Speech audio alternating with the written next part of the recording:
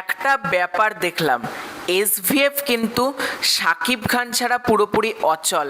হ্যাঁ, আজকের এই ভিডিওতে কথা বলবো রকস্টারকে কেন্দ্র করে, রকস্টারের গানকে কেন্দ্র করে। এই আপডেটটা সন্ধেবেলাতেই এসেছিল গতকাল, কিন্তু আমি আজকে কেন করছি তোমাদের মধ্যে প্রশ্ন আসতেই পারে। আমি কি তাহলে কোনো কারণে লেট করেছি? একেবারেই সেটা না, আমি ইচ্ছে করে লেট করে ভিডিওটা করেছি, কারণ এই ভিডিওর মধ্যে আরও ডিটেলসে কথা বলবো। তাড়াহুড়ো করতে গেলে কি হবে, এমন কিছু হয়তো কথা বললাম যেটা তো মিস করে গেলাম, এমন কিছু বলার দরকার ছিল, বা তোমাদেরকেও বোঝানোর দরকার ছিল, সেটাও হয়তো বোঝাতে পারলাম না, সবটাই হতে পারে। তাই আমি ইচ্ছে করেই একটু টাইম নিয়ে একটু রিসার্চ করে ভিডিওটা করছি। তার আগে ছোট্ট অনুরোধ করব, তোমাদের যদি ভিডিওটা ভালো লাগে ভিডিওতে একটা লাইক করো, কমেন্ট করো। চ্যানেলে প্রথমবার হয়ে থাকলে চ্যানেলটাকে অতি অবশ্যই কিন্তু আগে সাবস্ক্রাইব করে দিও। প্রথমেই যে ব্যাপারটাতে আসবো সেটা হচ্ছে, দেখো, রকস্টারের স্ট্রিমিং পার্টনার হিসেবে কিন্তু অলরেডি অ্যাসোসিয়েট হয়ে গেছে চরকি, অর্থাৎ রকস্টার সিনেমা হলে মানে যখন দেখানো হবে, তারপর যখন ওটিটিতে আসবে, কোনো ওটিটি কিন্তু রকস্টার দেখাতে পারবে না, এক্সক্লুসিভলি চরকিতে থাকবে। অর্থাৎ অনেক ক্ষেত্রে আমরা দেখি চরকিতেও এলো, হইচইতেও এলো, আদার্স অনেক ওটিটিতে হয়তো চলে এলো, সেটা কিন্তু হবে না। চরকি হচ্ছে এক্সক্লুসিভ স্ট্রিমিং পার্টনার, অর্থাৎ চরকি ছাড়া অন্য কোনো ওটিটিতে কিন্তু রকস্টার যায়নি। অর্থাৎ বুঝতে পারছো চরকি কত কোটি টাকা দিয়ে রকস্টারের ডিজিটাল রাইটস কিনেছে। এবার প্রশ্ন হচ্ছে মিউজিক পার্টনারকে, চরকি যখন যুক্ত হয়ে গিয়েছে বাদবাকিদেরকেও তো যুক্ত হতে হবে। অর্থাৎ এসভিএফ, অর্থাৎ মানে পশ্চিমবঙ্গ থেকে মহেন্দ্র সোনি, এবং আলফা আই অর্থাৎ বাংলাদেশ থেকে Shahriar Shakil, SVF alpha I কিন্তু এই সিনেমার মিউজিক পার্টনার হিসেবে যুক্ত হয়েছে। অর্থাৎ রকস্টার সিনেমার গান কোথা থেকে আসবে? দেখো, রকস্টার সিনেমার গান কিন্তু তিনটে ইউটিউব চ্যানেল থেকে আসবে।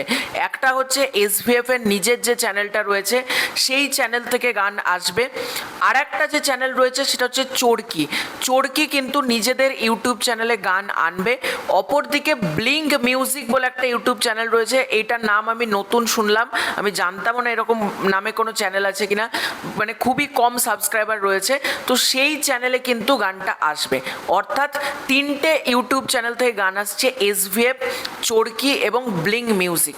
এবার তিনটে ইউটিউব চ্যানেল থেকে আসার কারণ কি? দেখো, তোমরা যদি খুব ভালো করে মনে করে দেখো, এসভিএফ আলফা এবং চরকি এর আগে মেগাস্টার শাকিব খানকে নিয়ে দুটো ছবি বানিয়েছে, একটা হচ্ছে তাণ্ডব, অন্যটা হচ্ছে তুফান।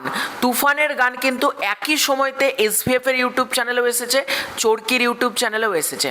অর্থাৎ এটাই কিন্তু হতে চলেছে, তাণ্ডবের ক্ষেত্রেও যা হয়েছে সেম জিনিসই কিন্তু রকস্টারের ক্ষেত্রেও হতে চলেছে। অনেকে খুব প্রবলেমে পড়ছিল যে কোন ইউটিউব চ্যানেলে গান আসবে, বিশেষ করে আমিও একটু কনফিউশনের মধ্যে ছিলাম, কারণ এসভিএফ এর 10টা ইউটিউব চ্যানেল রয়েছে, চরকির কথা প্রথমে মেনশন করা ছিল না, তারপর ব্লিঙ্ক মিউজিক সেটাও মেনশন করা ছিল না।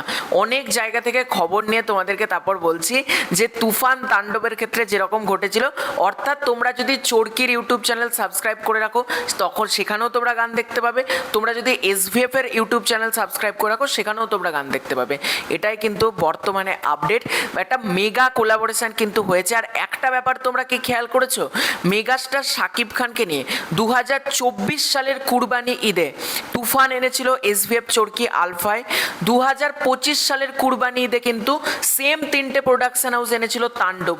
এবার তারা প্রডিউস করতে পারছে না ঠিকই, কিন্তু এই কুরবানি ঈদেও তারা কিন্তু মেগাস্টার শাকিব খানের সাথেই যুক্ত হয়েছে। এই ঈদেও কিন্তু তারা মেগাস্টারের সাথেই যুক্ত হয়ে কিন্তু সিনেমা আনছে। মানে বুঝতে পারছো চরকি, এসভিএফ বা আলফায় কি পরিমাণ রেমুনারেশন, মানে কি পরিমাণ রেমুনারেশন বলা ভুল, মানে কি পরিমাণ টাকা কামিয়েছে এখান থেকে। এসভিএফ এর ইউটিউব চ্যানেল থেকে কি পরিমাণ মানুষ গানগুলো শুনেছে, মানে মিলিয়নে মিলিয়নে ভিউজ।